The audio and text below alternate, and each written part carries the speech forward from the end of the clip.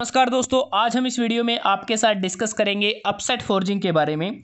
और upset forging को machine forging के नाम से भी जाना जाता है और यह एक बल्क मेटल फोमिंग प्रोसेस है।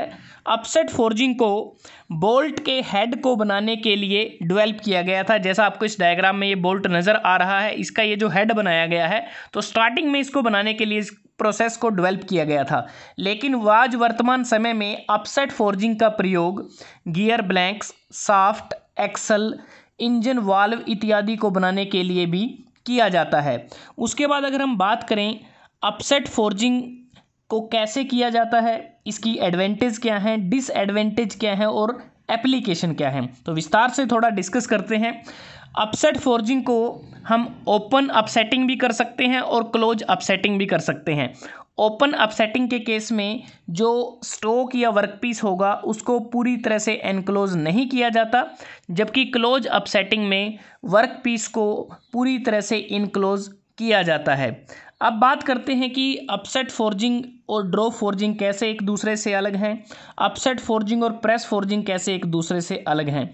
जैसा कि ड्रॉप फोर्जिंग में हमें सिंगल स्ट्रोक में ऑपरेशन कंप्लीट नहीं होता क्योंकि हमें नंबर ऑफ हैमर ब्लो करने पड़ते हैं, उसी प्रकार अपसेट फोर्जिंग में भी हमें सिंगल वर्किंग स्ट्रोक में जो फिनिश्ड जो शेप है या जो फाइनल शेप है वो हमें नहीं मिलती। तो इस केस में भी हमें नंबर ऑफ टाइम स्ट्रोक को करना पड़ता है। इसके अतिरिक्त अगर हम बात करें प्रेस फोर्जिंग के केस में, जिस प्रकार से मटेरियल का डिफॉर्मेशन प्रेस फोर्जिंग में होता है उसी प्रकार से अपसेट फोर्जिंग में भी होता है, क्योंकि प्रेस फोर्जिंग में जो स्क्वीजिंग फोर्स है वो ग्रेजुअली अप्लाई किया जाता है, उसी प्रकार अपसेट फोर्जिंग में भी ग्रेजुअली स्क्वीजिंग फोर्स को अप्लाई किया जाता है। लेकिन ड्रॉप फोर्जिंग में बिल्कुल इम्पैक्ट प्रेशर अप्लाई किया जाता है, सडनली अप्लाई किया जाता है। लेकिन प्रेस फोर्जिंग और अपसेट फोर्जिंग में डिफरेंस ये रहता है कि जो प्रेस फोर्जिंग होती है उसको हम वर्टिकल डायरेक्शन में करते हैं, लेकिन जो अपसेट फोर्जिंग है इसको हॉरिजॉन्टल डायरेक्शन में किया जाता है मोस्ट ऑफ द केसेस में। अब बात करते हैं कैसे इस प्रोसेस को किया जाएगा। इसको करने के लिए हमारी रिक्वायरमेंट क्या क्या रहती हैं। हमें एक पंच की ज़रूरत होती है जिसको हम हेडिंग टूल भी बोलते हैं। दो डाइज हमें चाहिए जिसको हम ग्रिपिंग डाई बोलते हैं। एक अपर डाई होती है, एक लोअर डाई होती है, और एक स्टॉप की ज़रूरत होती है जो बेसिकली वहाँ तक हमें मटेरियल को लेके जाना होता है।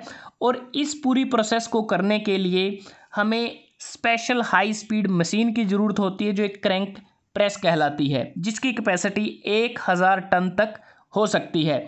और जिस मशीन की मदद से हम अपसेट फोर्जिंग को कंप्लीट करते हैं उसको अपसेटर के नाम से भी जाना जाता है। तो बात करते हैं कि इसमें वर्किंग किस प्रकार से होती है।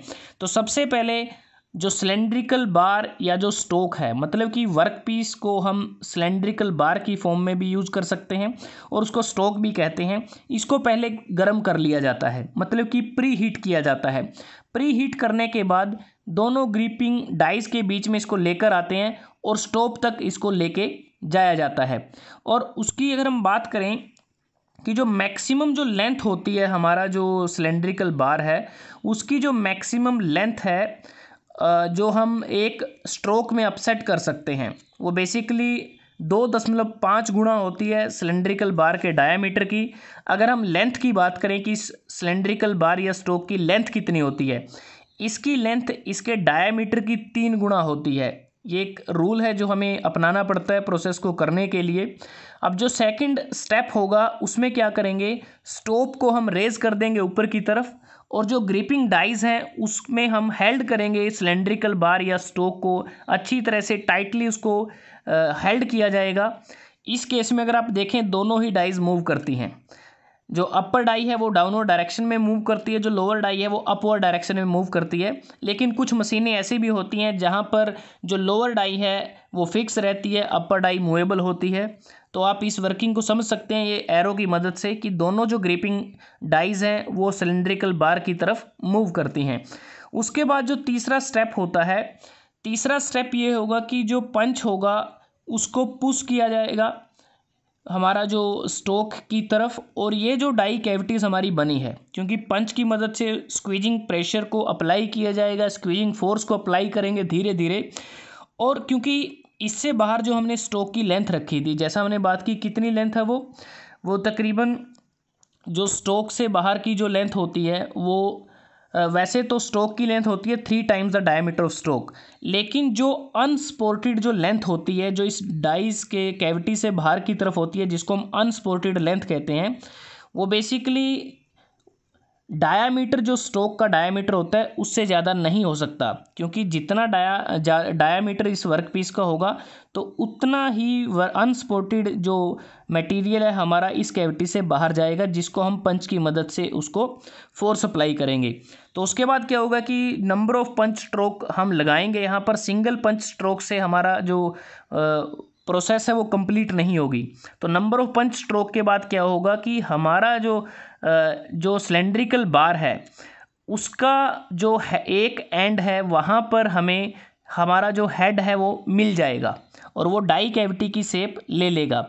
तो जब ये पूरी प्रोसेस कंप्लीट हो जाती है उसके बाद हम पंच को वापस फिर अपनी जगह पर ले आते हैं और उसके बाद दोनों ग्रिपिंग जो डाइज हैं उनको सेपरेट कर देते हैं और वर्क पीस को यहाँ से रिमूव कर देते हैं। तो इस प्रकार से इसमें वर्किंग होती है और इसमें जो स्क्वीजिंग जो प्रेशर का जो इफ़ेक्ट है वो लॉन्गिट्यूडनल एक्सिस में रहता है।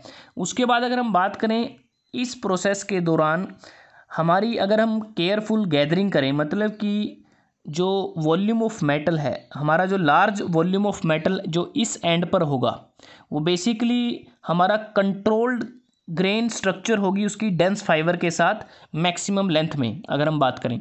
अब बात करते हैं कि अपसेट फोर्जिंग की एडवांटेज क्या है, डिसएडवांटेज क्या है और इसकी एप्लीकेशन क्या है। अगर एडवांटेज की बात करें तो इस प्रोसेस से जो हमें सरफेस मिलता है उसकी क्वालिटी अच्छी होती है, बेटर सरफेस फिनिश हमें मिलती है और इसमें जो ड्राफ्ट एंगल हम यूज़ नहीं करते, अगर यूज़ करते हैं तो बहुत ही कम यूज किया जाता है और इस प्रोसेस को आसानी से ऑटोमेटिक भी किया जा सकता है। ऑटोमेशन इस प्रोसेस की संभव है। अगर हम कंपेयर करें ड्रॉ फोर्जिंग के साथ, अपसेट फोर्जिंग हमें ज़्यादा प्रोडक्टिविटी देती है और साथ में इस अपसेट फोर्जिंग में जो मेंटेनेंस है वो भी हमारी बहुत सस्ती होती है। डिसएडवांटेज इस प्रोसेस के ये रहते हैं कि इसकी जो टूलिंग कॉस्ट है वो ज़्यादा है और इस प्रोसेस के द्वारा हम जो इंट्रिकेट या नॉन सिमेट्रिकल जो जॉब हैं उनको बनाना थोड़ा सा डिफ़िकल्ट रहता है और मटेरियल हैंडलिंग की डिफ़िकल्टी होने के कारण इस प्रोसेस के द्वारा हम जो हैवी जॉब हैं उनको फोर्स नहीं कर सकते और जो डायामीटर होता है वर्कपीस का, सिलेंड्रिकल बार का या स्टोक का, वो इसमें सीमित रहता है। तकरीबन जो मैक्सिमम डायामीटर हम यूज कर सकते हैं वो 250 mm तक हो सकता है। अब बात करते हैं कि एप्लीकेशन क्या क्या है इस प्रोसेस की।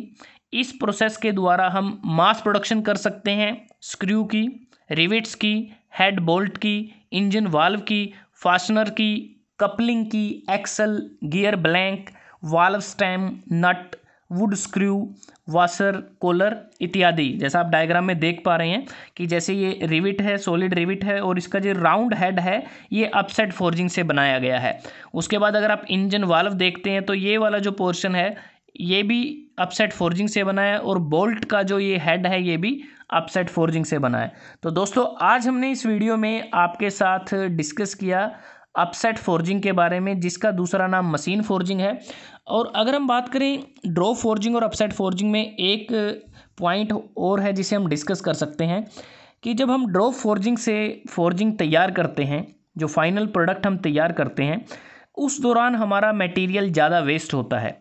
मटेरियल वेस्ट होने का कारण ये रहता है कि वहाँ पर हम जो डाई कैविटीज़ होती हैं, अपर डाई और लोअर डाई के बीच में हमारा जो टॉलरेंस है वो ज़्यादा रहता है, जिसके कारण हमारा जो मटेरियल है वो प्रोडक्ट से साइड में चला जाता है, जिससे हमारा फ्लैश बन जाता है और फ्लैश एक वेस्ट मटेरियल होता है जिसको बाद में हमें ट्रिम करना पड़ता है।